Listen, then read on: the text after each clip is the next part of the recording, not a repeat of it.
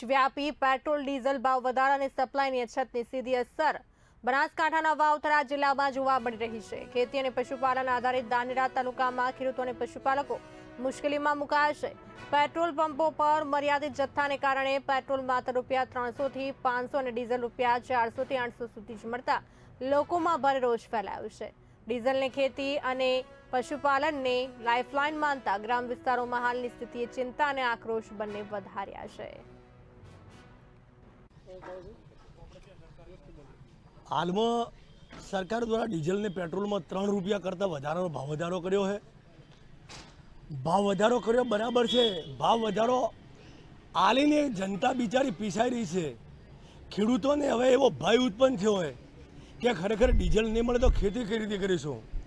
Tractor લઈને આવ્યા છીએ, પાછળ બેરલ બોધીને કે કદાચ એકાદ બેરલ ઘરે ડીઝલ લઈને જઈએ, પરંતુ પેટ્રોલ પંપ ઉપર પણ ન હોવાના લીધે અહીંયાથી મેં પાછા ફર્યા।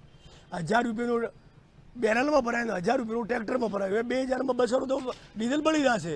આવામાં સરકાર મોટા મોટા તાયફા કરે, ગાય માતાનો મેં વોટ લીધો, હિન્દુ ધર્મરાનો મેં વોટ લીધો, ખેડૂતોની આવક ડબલ કરવાનો મેં વોટ લીધો, પણ હાલમાં ખેડૂતોની આવક ડબલ થવાના બદલે 4 ગણી જઈ રહી છે।